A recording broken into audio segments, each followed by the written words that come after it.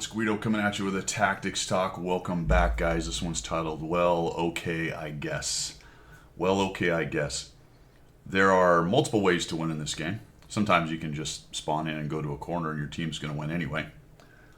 But I think the most reliable is to just chuck out a bunch of damage and assist, kill more of the enemy team and get on with it. But sometimes you are presented with a bit of a conundrum and you've got to make a choice. So this is going to be not a fantastically amazing game, but it is a choice I made, which I think had a I don't know if I would call it decisive impact, but I think it certainly had a positive impact on the game. We are here on Sand River. Yes, Sand River, spawned into the northwest right here. All tier 10 battle. I'm in my Bliss Wiki Waka Wuka. This is a tank you'll probably see a lot because I'm doing two things with it. Number one, I'm working on the 100 battle challenge, and number two, I'm attempting to get that 6,500 damage, 5 kill, and a win. Since it's Polish and it counts for those three countries, the US, UK, and Poland. Don't know why Poland is thrown in there. I guess because they fought with the Allies on the Western Front, I suppose. I don't know. A lot of Polish pilots actually in the RAF, and certainly had some divisions that were involved in the invasion from the west. Any hoos, tier 10, 2 artillery, Sand River. I want you to watch how this deployment goes and watch what I do. Take it away.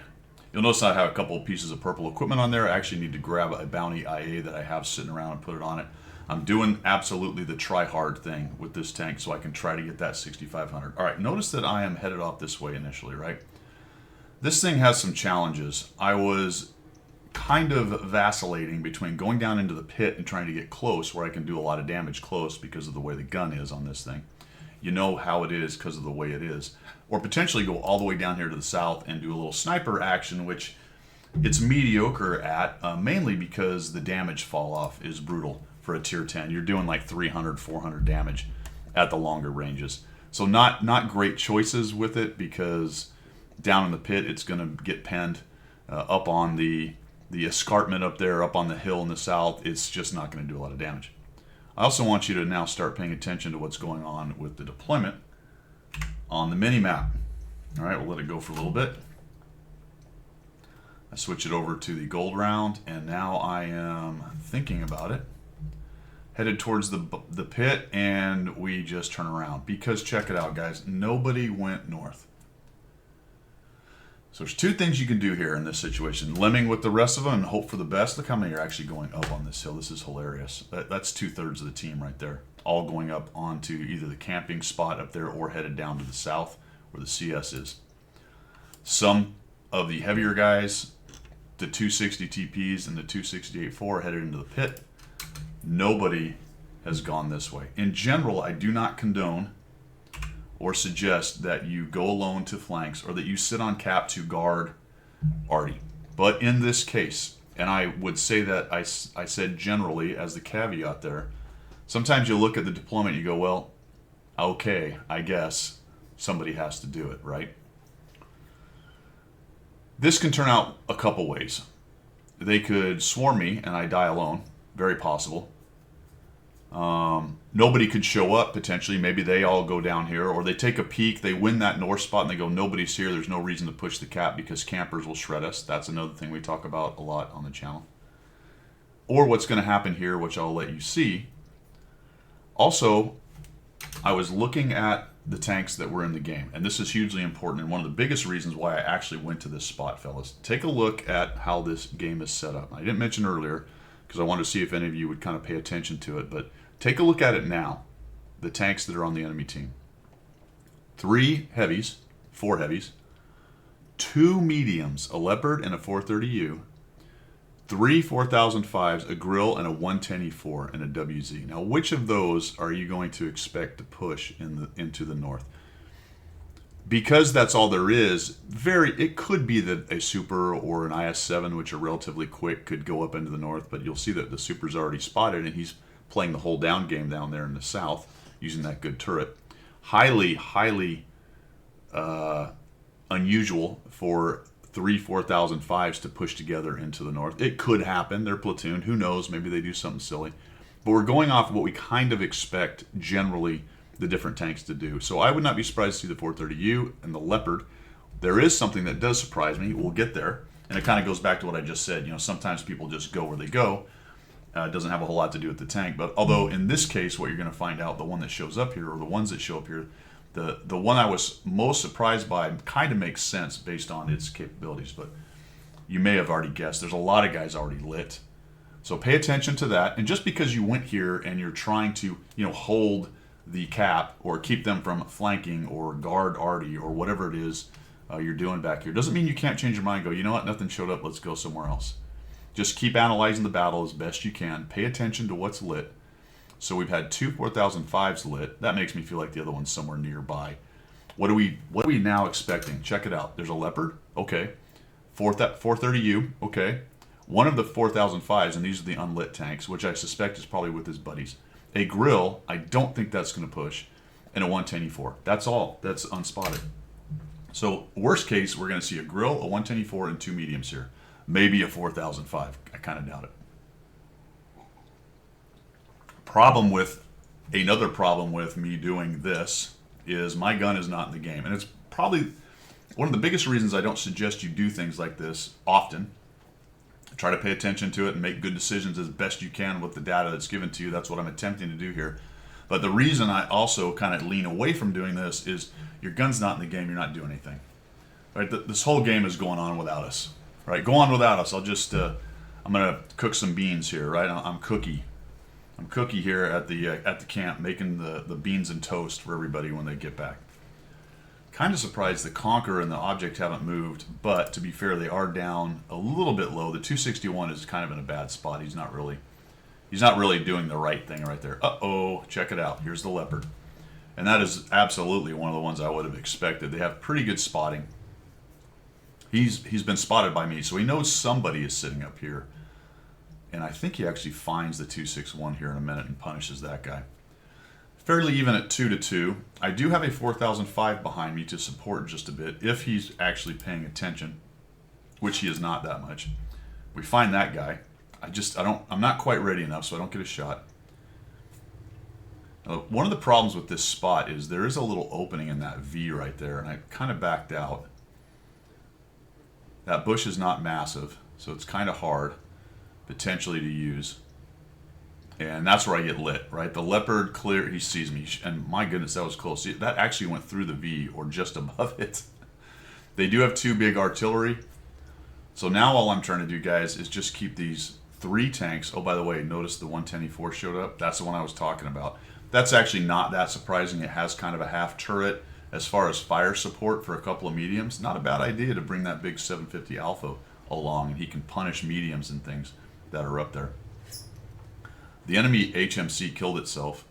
I don't know. I guess it was getting pushed maybe by those guys down there and lost heart. Got a little grumpy. Things weren't going very well for him. And I'm just trying to make sure these three. I've got three tanks tied up, fellas. That's not bad. For one TD and a couple Artie. The Artie are going to get punished here, but also two in addition to. My team's doing a really nice job. So there is nothing in this video about me saying I won this game or this was an absolutely 100% critical thing. But I did slow down the Leopard, the 430, and the 110E4 from getting around behind us and causing us issues. Would they have been able to cause enough issues? I don't know. There's that damage drop off. Even at that range, I only did 480, guys. Supposedly this is 700, 800 HP gun. Now I scooched a little closer, the old scooch, and ended up with a 679 on that next shot.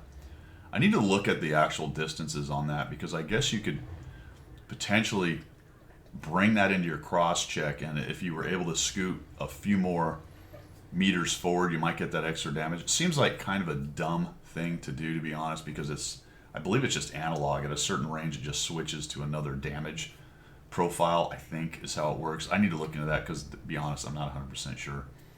Where did these guys go? Oh, there's a Leopard. Gonna get lucky here. Boom. All right, 705, nice and close.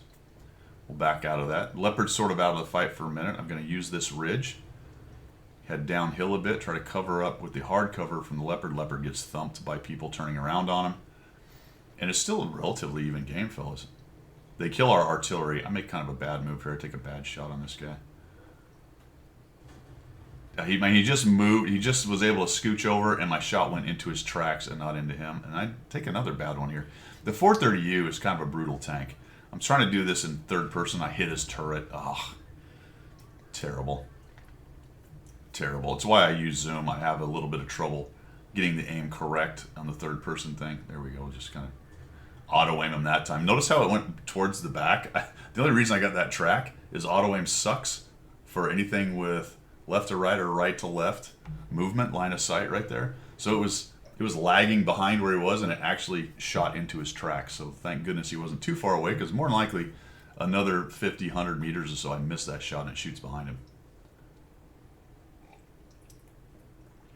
We cleaned up 3 more of their tanks, guys, and good on the Foch right there and the 4005 for coming back and helping me deal with these guys. Got a decent score out of it. It's not, like I said, it's not amazing. I didn't go out there and do 8,000 damage and carry the team, but I got 26, almost 2,700 damage and 1,600 assist. I don't think I get another shot because they're all over them down there on the cap. The team really did the heavy lifting down there in the south and the middle, just kind of tore up their team. And they had 3 tanks out of the fight for a good portion of the battle, kind of dicked around trying to figure out how to get onto the cap. The other lesson learned here is from the purple side, fellas, and we have talked about this a bunch of times. If you go up to the north on this map, and it's similar whether it's encounter or standard, but we're in standard here. If you go up there and there is nobody from the other team, nobody, it might be worth it to come down through these dunes and take a peek, see if you get lit, maybe catch out an arty or somebody being kind of uncareful up on the cap. But if you get lit and you don't see anything, get out of there. Just turn around, go back, don't worry about it, swing back around to the middle and help your team down here. In fact, with the purple team's situation today, if those 2 mediums and 110 had come back, because the green team was pushing in so hard, they may have had some shots on these guys back here in the backfield, or at least been able to get to this dune and do some damage on them over here. Because what else is not happening is we are not pushing, right? The purples didn't come up here. Purples to the green here anyway. So they have free reign up in the north up here for a while anyway. You know, the other team can figure it out and maybe do a counter push. You always need to be careful with that. But you had 3 tanks that just kept pushing into our cap, and there was just one of me plus a 4005 camping, and that camping spot is useful for supporting both ways. 155 also came back from the middle, so fantastic. So there you go, just something to think about, guys. It's not always the case that you rush forward necessarily and join the lemming train. Take a look at the team setup, the map, whether it's encounter, if you have assault defense on, or standard. I'll try to take all that stuff into consideration, and I try to go through some of my thought process on that one. You know, I could have sat there. It's very true that I could have sat there. Those 3 tanks went to the north, 3 enemy tanks that showed up. Didn't see anything. Maybe the leopard peeks, gets spotted by me, runs back, and those 3 go back and tear up our push. And the whole time I just sit there with a stick up my rear end doing nothing. That could have happened. What I hope in that case is I would have noticed something like that, especially if you see the mediums or the tanks you expect to show up get spotted elsewhere on the map. Say the leopard got spotted, you know, up on the dune, and maybe the 430. You might go, you know what, I think I might push around, see what I can do. Or potentially just abandon the cap and move in here and help these guys, or come to the middle kind of thing. But the point is, get off the camping cap and move up, bring your gun up and try to bring it into the problem with problem with many, some, a lot, I don't know, people who will camp cap like that. It's probably a pretty decent idea to go, okay, I think we need to watch this flank, but it's the follow-on decisions that often get dropped right there. Fortunately for me, the purple team made a huge mistake and just pushed for some dumb reason, even though they were losing on the other side. And like I've already said, beat that dead horse. They should have gone back to their own cap, and that would have taken me in the 4005 and out of the equation. The Foch came back, but the other 2, we just sat there, doing nothing. Or maybe a long drive around till potentially they've done some nice damage to our push and evened up the game. Just some thoughts on that kind of idea. Let me know what you guys think. That's all I've got for today. Look how cool that terrain is. You ever just sort of look at the background on these maps? I almost never do, but check that out. Look how far off that is. Got a bunch of rocks there, a little one, and just this big old mountain range right there. It's pretty cool. All right, that's all I've got, guys. Y'all have a great one. We will see ya.